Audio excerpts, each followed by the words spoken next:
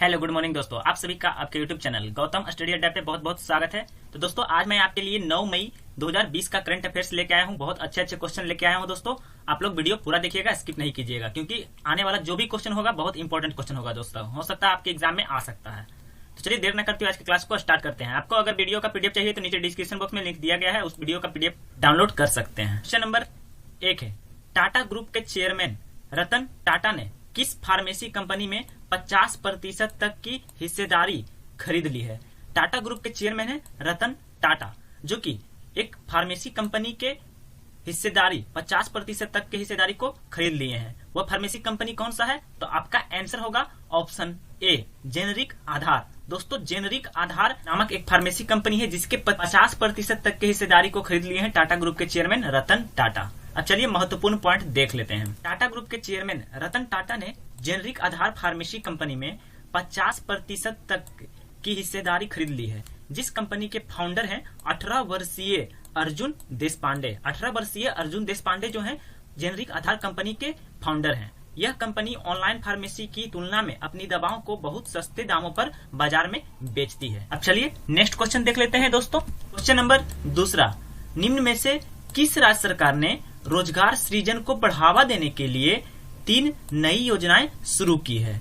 कौन सा राज्य है जो कि रोजगार सृजन को बढ़ावा देने के लिए 3 नई योजनाएं शुरू की है? तो आपका आंसर होगा ऑप्शन डी, झारखंड। दोस्तों झारखंड के मुख्यमंत्री हेमंत सोरेन ये आपके सामने हैं, जिन्होंने 3 योजनाएं शुरू किए हैं रोजगार सृजन को बढ़ावा देने के लिए। अब चलिए महत्वपूर्ण पॉइंट देख लेते हैं। झारखंड राज्य सरकार ने हाल ही में राज्य में रोजगार सृजन को बढ़ावा देने के लिए 3 नई योजनाएं बिरसा हरित ग्राम योजना, नीलांबर पीतांबर जल समृद्ध योजना और वीर शहीद पोटो हो खेल विकास योजना शुरू की है, जिससे राज्य के लगभग 6 लाख मजदूरों को रोजगार मिलेगा। अब चलिए झारखंड का बात आया तो झारखंड से सारे जो इम्पोर्टेंट क्वेश्चन बन सकते हैं मैं आपके सामने लाया हूँ। चलिए आ गया झारखंड। झारखंड जिसका राजधानी है रांची, औद्योगिक राजधानी है झारखंड का जमशेदपुर। झारखंड के मुख्यमंत्री है हेमंत सोरेन। प्रथम मुख्यमंत्री है झारखंड के बाबूलाल मरांडी। एग्जाम में पूछा जाता है दोस्तों, याद रखिएगा। राज्यपाल है द्रौपदी मुर्मू और प्रथम राज्यपाल थे प्रभात कुमार। राजकीय दिवस मनाया जाता है 15 नवंबर को। राज्य का स्थापना हुआ था 15 नवंबर 2000 को। राजकीय पशु है हाथी। राजकीय वृक्ष है साल झारखंड का। राजकीय पुष्प है पलाश और जिला है कुल 24 जिला है झारखंड में। विधानसभा सदस्यों की संख्या 81 है। लोकसभा सदस्यों की संख्या 14 है और राज्यसभा सदस्यों की संख्या 6 है। जमशेदपुर को स्टील सिटी के नाम से भी जाना जाता है और झारखंड का उच्च न्यायालय है रांची में। और दोस्तों भारत का सबसे बड़ा एवं पहला खाद्य कारखाना सिंदरी में स्थापित हुआ था, जो कि झारखंड में स्थित है। 1951 में स्थापित किया गया था। भारत का प्रथम इस्पात कारखाना जो कि जमशेदपुर में है,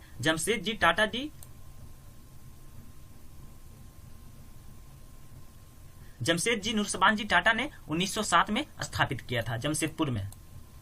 भारत का सबसे बड़ा खनिज उत्पादक राज्य झारखंड है और भारत का सर्वाधिक कोयला उत्पादक राज्य भी झारखंड है। कर्क रेखा झारखंड राज्य से होकर गुजरती है और कर्क रेखा जो है कुल 8 राज्यों से होकर गुजरती है। वो है 8 राज्य, पश्चिम बंगाल, झारखंड, राजस्थान, मध्य प्रदेश, गुजरात, छत्तीसगढ़, त्रिपुरा और मिजोरम। दामोदर घाटी परियोजना झारखंड और पश्चिम बंगाल राज्य में स्थित है। पलामू बेतला अभ्यारण्य, पलामू जिसे बेतला अभ्यारण्य के नाम से भी जाना जाता है, झारखंड राज्य में स्थित है। दमला वन्य जीव अभ्यारण्य, हजारीबाग वन्य जीव अभ्यारण्य झारखंड में स्थित है। झारखंड के जमशेदपुर शहर को भारत का पिट्सबर्ग भी कहा जाता है। ये क्वेश्चन कई बार एग्जाम में पूछा गया है, याद रखिएगा।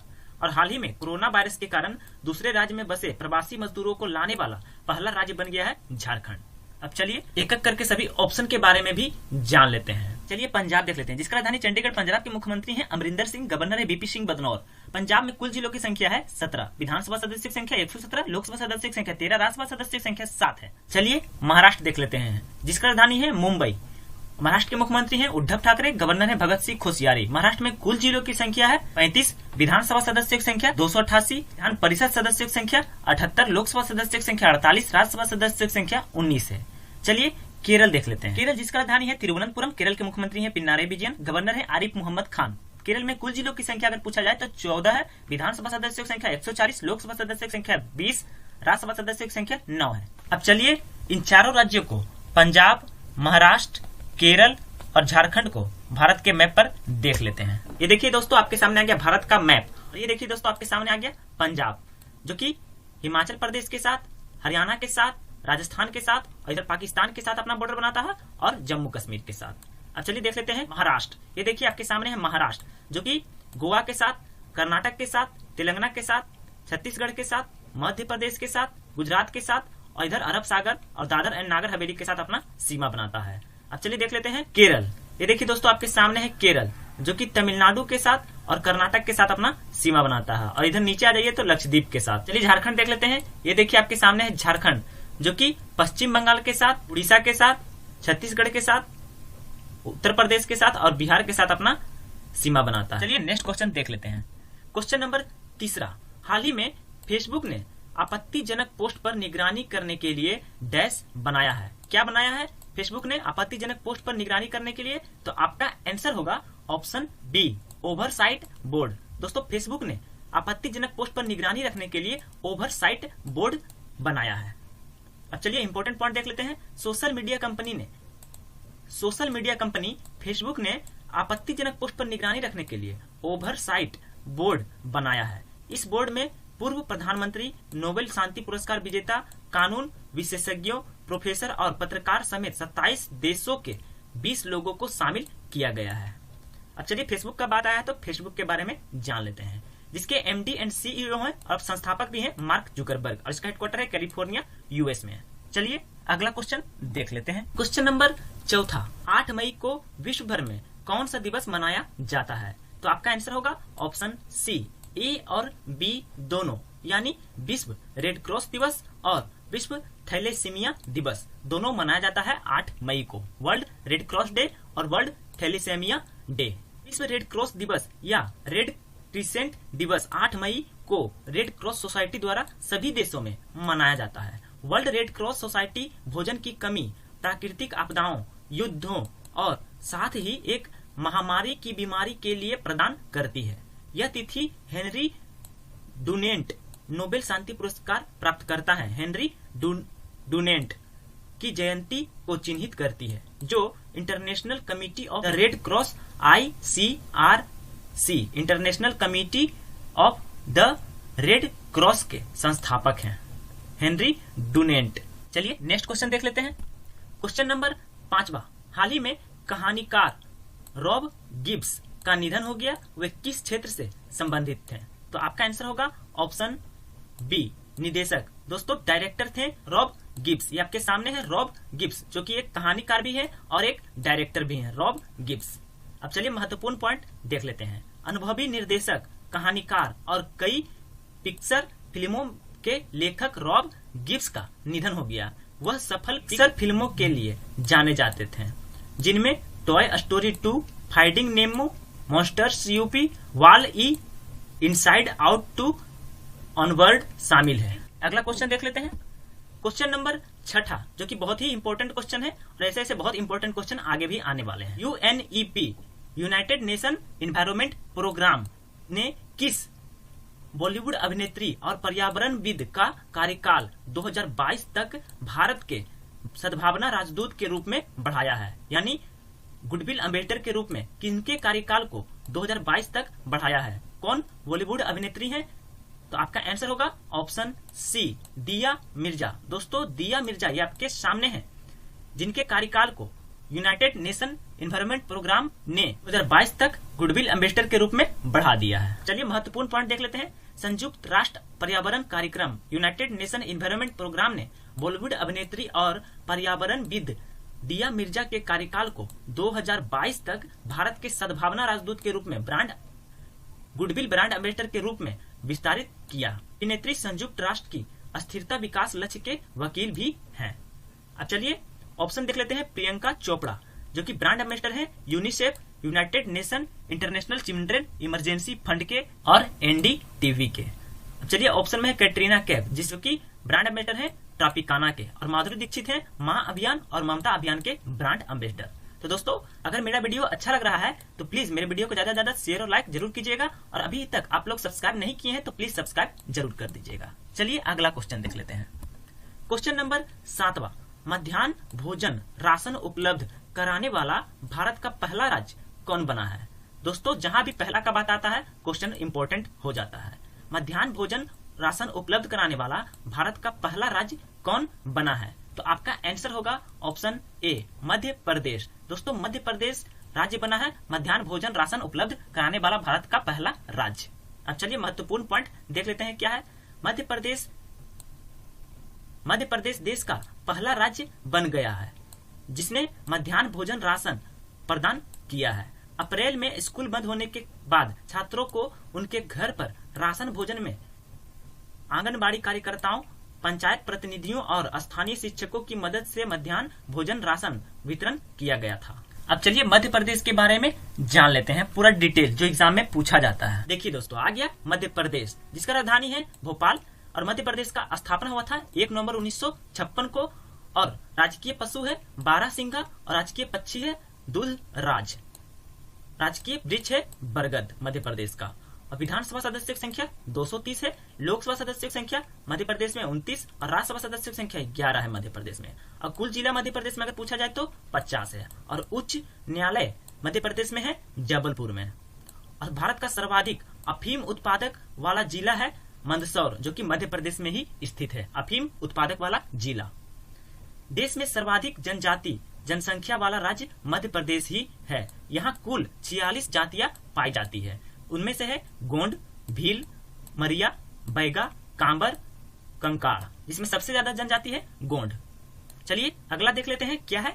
मध्य प्रदेश पहले राज्यपाल हैं पट्टाभी सीतारामैया, एग्जाम में पूछा गया था। और पहले मुख्यमंत्री हैं मध्य प्रदेश के पंडित रविशंकर शुक्ल। देश का सर्वाधिक सोयाबीन उत्पादक वाला राज्य भी मध्य प्रदेश है दोस्तों। ये भी एग्जाम में कई बार पूछा गया है। मध्य प्रदेश से होकर कर्क रेखा भी गुजरती है। कर्क रेखा भारत के कुल 8 राज्यों से होकर के गुजरती है। वह है पश्चिम बंगाल, झारखंड, मध्य प्रदेश, राजस्थान, गुजरात, छत्तीसगढ़, त्रिपुरा और मिजोरम।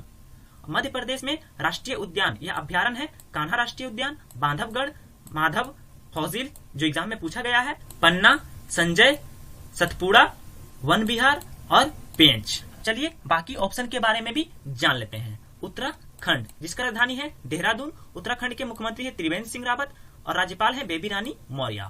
उत्तराखंड में कुल जिलों की संख्या है 13, विधानसभा सदस्यों की संख्या 70, लोकसभा सदस्यों की संख्या 5 और राज्यसभा सदस्यों की संख्या 3 है।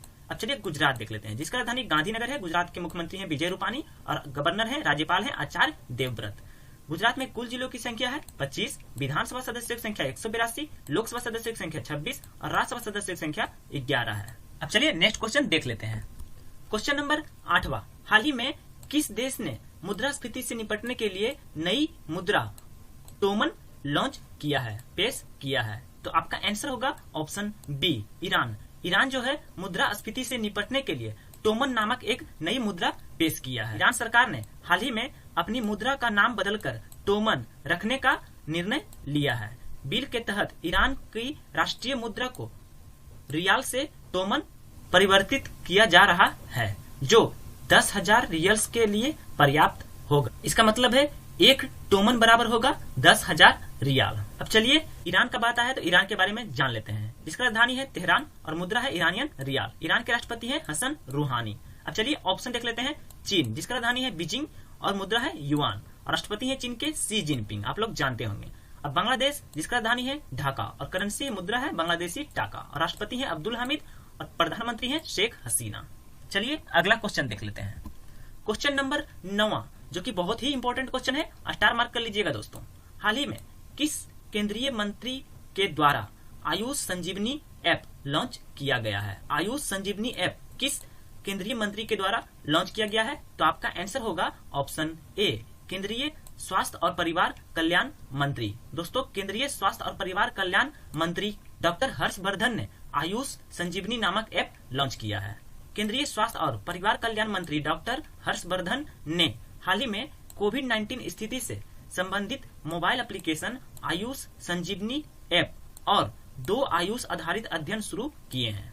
एप्लीकेशन को आयुर्वेद, योग और प्राकृतिक चिकित्सा, यूनानी सिद्ध और होम्योपैथी, आयुष और इलेक्ट्रॉनिक्स और सूचना प्रौद्योगिकी मंत्रालय द्वारा विकसित किया गया था। अब चलिए यहाँ आयुष का बात आया है तो आयुष के बारे में जान लेते हैं। Ministry of the state of the ministry of Ayurveda, yoga and neuropathy, यूनानी, सिद्धा एंड होम्योपैथी, जो कि आयुष का फुल फॉर्म है दोस्तों। A for Ayurveda, Y for yoga and naturopathy और U for Unani, S for Siddha and H for homeopathy. Minister है आयुष मंत्रालय के श्रीपद यसो नाइक। गृह मंत्रालय के मंत्री हैं अमित शाह और रक्षा मंत्रालय के मंत्री हैं राजनाथ सिंह। चलिए अगला क्वेश्चन देख लेते हैं, जो कि आज का आखिरी और लास्ट क्वेश्चन है।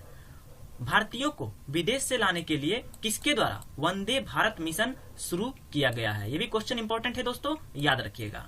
वंदे भारत मिशन किसके द्वारा शुरू किया गया है भारतीयों को विदेश से लाने के लिए? तो आपका आंसर होगा ऑप्शन सी, भारत सरकार के द्वारा शुरू किया गया है वंदे भारत मिशन को।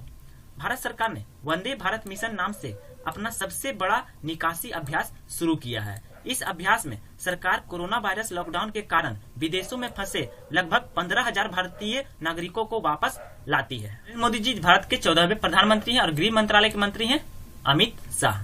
तो दोस्तों मेरा वीडियो कैसा लगा कमेंट जरूर कीजिएगा। अगर वीडियो अच्छा लगा हो तो वीडियो को ज्यादा शेयर और लाइक अपने दोस्तों को फेसबुक ग्रुप में, व्हाट्सएप ग्रुप में शेयर जरूर कीजिएगा। और प्लीज अभी तक आप लोग सब्सक्राइब नहीं किए हैं दोस्तों तो प्लीज सब्सक्राइब जरूर कर दीजिएगा, क्योंकि वीडियो बनाने में मुझे बहुत मेहनत लगती है। अगर आप लोग सब्सक्राइब कर देंगे तो मुझे मोटिवेशन मिलेगी, मैं ऐसे ही आपके लिए अच्छी तरह से वीडियो लाता रहूंगा और अच्छे टॉपिक भी लाऊंगा दोस्तों। थैंक यू दोस्तों, अपना ख्याल रखिएगा, कोरोना वायरस से बचे रहिएगा। Stay home, save life.